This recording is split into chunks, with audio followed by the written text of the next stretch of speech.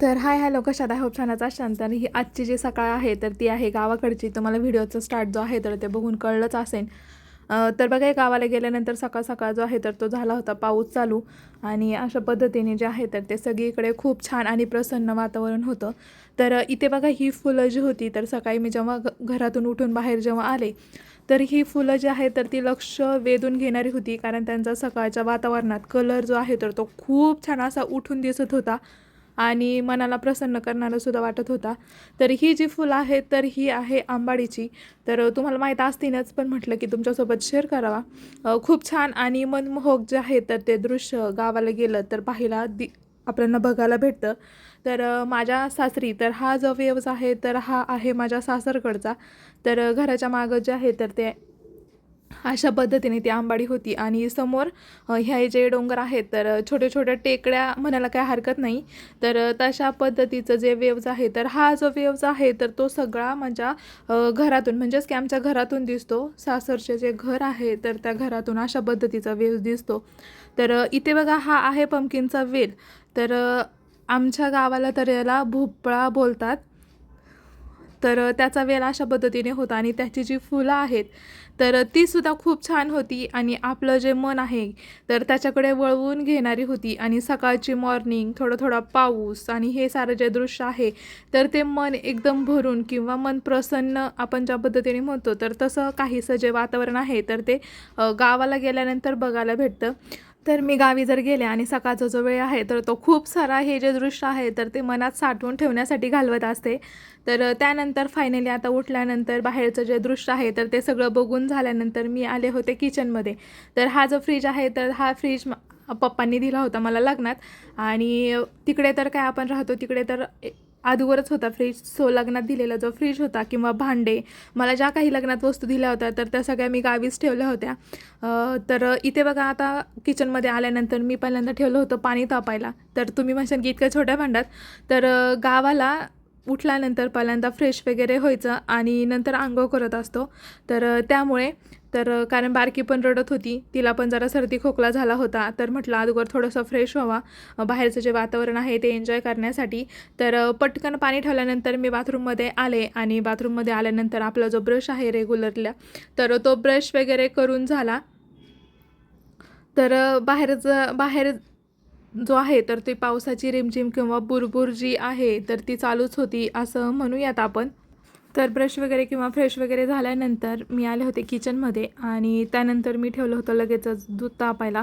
कारण बाहेर तर पाऊस चालू होता तर म्हटलं थोडासा जो चहा आहे तर त्याच्यासोबत आपण एन्जॉय केला पाहिजे यासाठी. तर बघा, रात्री पाऊस होता आणि मिस्टर जे आहेत तर ते गावाला आले की ह्या अशा पद्धतीचे जे आहे तर खेकडे पकडायला गेले होते त्यांच्या भावांसोबत. माझे जे दीर होते तर त्या दिरांसोबत ते गेले होते खेकडे पकडायला. सो आजचा जो बेत आहे तर तो खेकडाची भाजी जी आहे तर तो स्पेशल असा व्लॉग होता.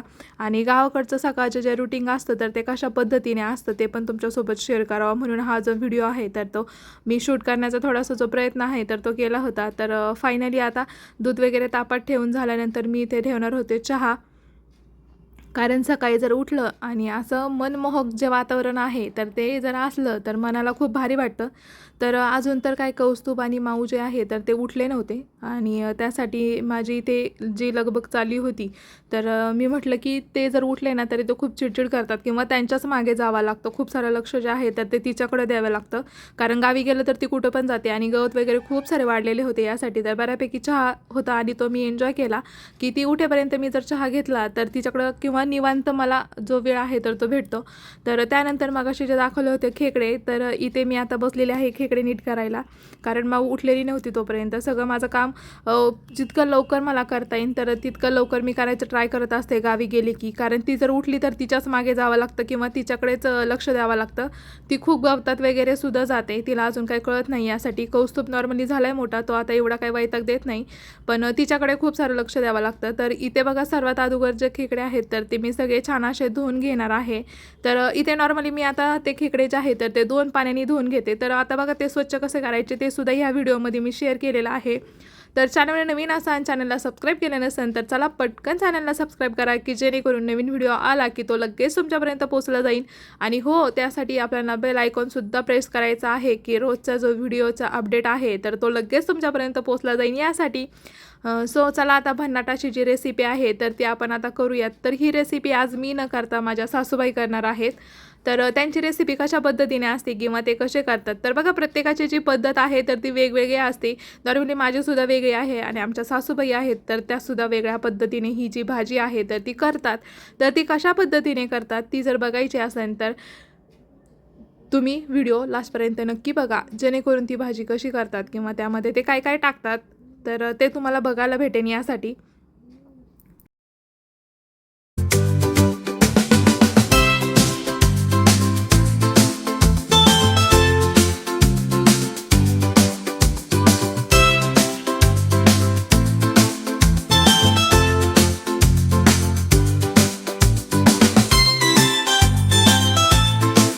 तर बघा मला माऊ उठायच्या अगोदर साफ करायच्या होत्या, पण मी नेमकी जेव्हा सगळ्याच्या स्वच्छ करून साफ करायला बसले तर तेव्हाच आमच्या ज्या मॅडम आहेत तर त्या उठून आलेल्या होत्या. आणि अशा पद्धतीने जे आहे तर ते तिचं काम चालू असतं. ती जर एकदा उठली तर ती काहीच करू देत नाही किंवा आहे ते सुद्धा सगळं खराब करून ठेवते. तर बघा सारखे मध्ये मध्ये हात घाल किंवा खेकडे पकड किंवा त्याला बाहेर काढून ठेव, अशा पद्धतीचे जे तिचे चाळे आहेत तर ते चालू होतात.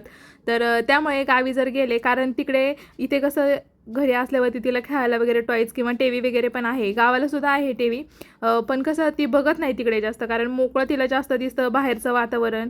घर उघडं दिसलं की ती लगेच बाहेर जाते. आणि दुकानात वगैरे, कारण तिकडे गावाला दुकानसुद्धा जवळ आहे, ती दुकानात वगैरे सुद्धा लगेच जाते. तर पटकन जे आहे तर त्या खेकडे साफ करून झाल्यानंतर त्याचा जो मांदा आहे, तर आमच्याकडे याला मांदा बोलतात, तुमच्याकडे काय बोलतात ते कमेंट्समध्ये नक्की सांगा. तर तो सुद्धा मी या पद्धतीने काढून घेणार होते. आणि याची जी भाजी आहे तर त्या करणार होत्या आई.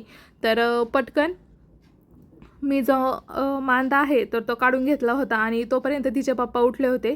मग माऊला जे आहे तर तिच्या पप्पांनी आता घेतलं होतं, कारण ती काहीच करू देत नव्हती आणि तिला माझ्या आधी तिलाच नीट करायच्या असतात हे जे खेकडे आहेत ते. तर त्यामुळे मग तिच्या पप्पांनी तिला बाहेर नेलं होतं टीव्ही बघायला.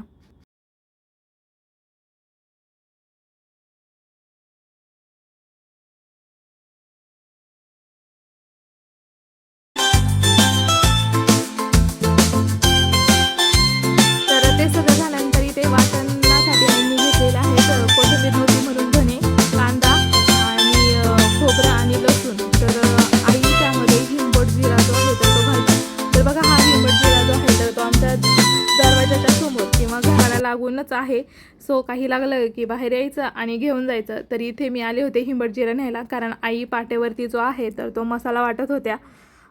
तर बघा मला पाट्यावरती वाटण्याची सवय नाही किंवा मला वाटतंसुद्धा येत नाही, असं म्हटलं तरी काय हरकत नाही. म्हणून गावी जर गेलो तर आई ज्या आहेत तर त्या आईचं वाटण करत असतात किंवा त्या वाटून देतात, मग मी फोडणी देते. पण नॉर्मली आज आईच जे आहे तर त्या भाजी करणार होत्या.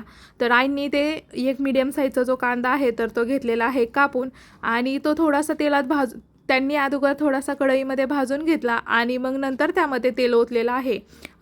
कांदा जो आहे तर तो आई बोलतात की तेल ओतायच्या अगोदरच भाजून घ्यायचा, तसा जर भाजला तर तो लवकर भाजला जातो. तेलात जो कांदा आहे तर तो लवकर भाजला जात नाही, असं त्यांचं म्हणणं आहे.